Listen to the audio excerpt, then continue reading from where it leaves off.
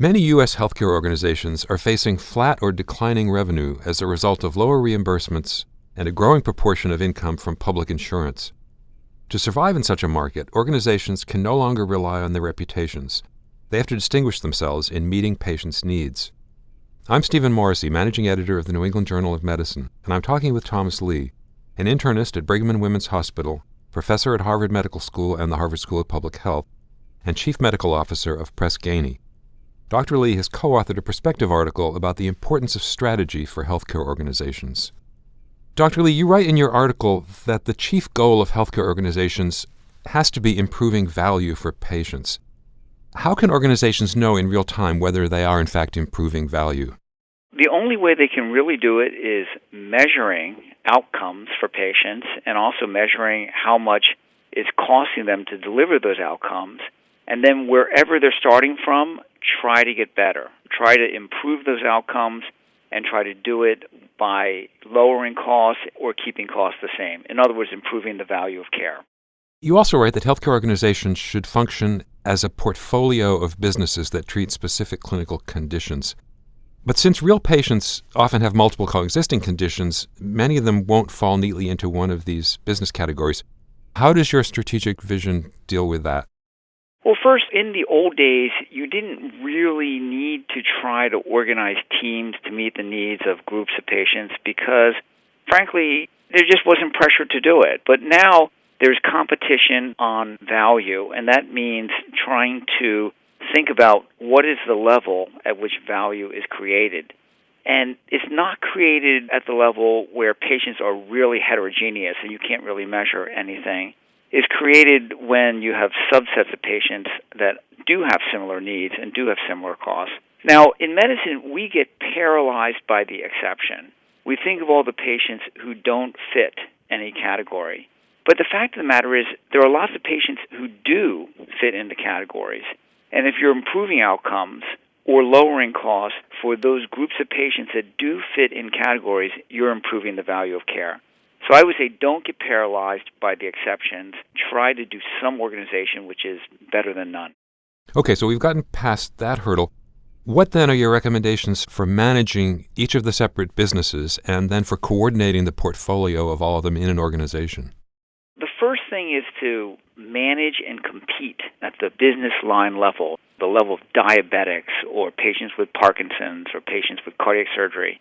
What you have to think about is how are you going to be different from the other people you're competing with? Because if you're doing things the same as everyone else, well, ultimately you're just going to be competing on price alone, and that is not a pretty outcome for anybody.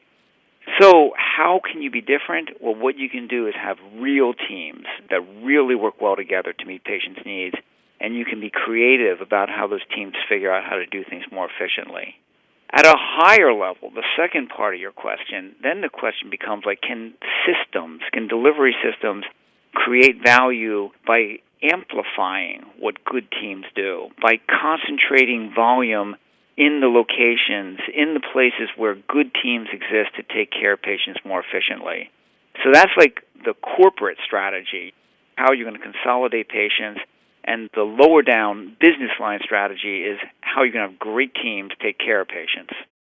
So looking at that latter first, creating something distinctive, you say, something that will make you different from your competitors. Can you give us an example of an organization that's done that?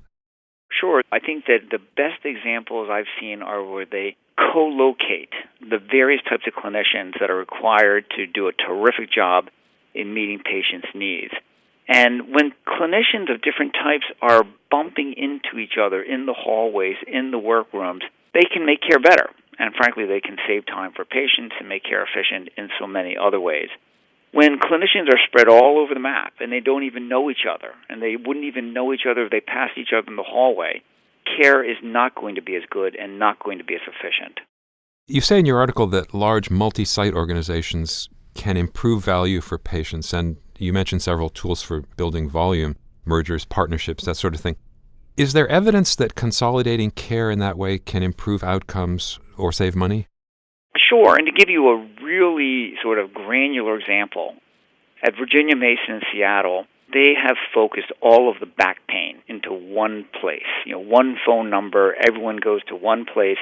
They get in the same day that they call, usually, if not the next day, and they come into this one place and they're seen by both a physician and a physical therapist at the same time. They usually start physical therapy the same day.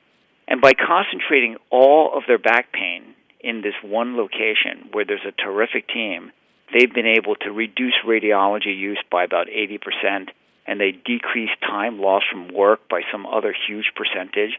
It's better care, it's less expensive care, and it could not be done if patients were bouncing around the healthcare system randomly. You say that the leaders of these healthcare organizations, at least historically, have often been selected on the basis of their research credentials, and that may leave the clinical enterprise relying on the momentum and reputation of the institution rather than any forward-looking strategy. So how do organizations that want to focus on that sort of strategy and to focus on increasing value go about selecting leaders? I think what organizations need is clarity on what they're trying to do, and then they have to be willing to make choices. Believe me, I have nothing against research credentials. They're certainly not a hindrance, but they're not enough to guarantee success. The willingness to make choices which may irritate and even anger some of one's colleagues, that is what it takes to execute strategy. That's one of the things I've learned, is that strategy is ultimately about making choices. And if you're not making any choices, then you probably don't really have a strategy. Finally, most of your article focuses on questions for healthcare organizations as a whole. Is there anything that individual physicians can do to promote value for patients or to help their organizations remain competitive? I think as a practicing doctor myself, I know how hard it is to get through your morning, get through your afternoon. I think that physicians should realize that they don't take care of patients by themselves anymore. Medicine is just too advanced, too complicated. They are part of an organization, and if that organization is going to do a great job, if it's going to compete and succeed in the new marketplace, then their organization does need to make choices, does need to locate patients where there's excellence. And some of those choices may be disruptive to me as an individual doctor. But if it's in the interest of value for patients, then I should be supportive. Thank you, Dr. Lee.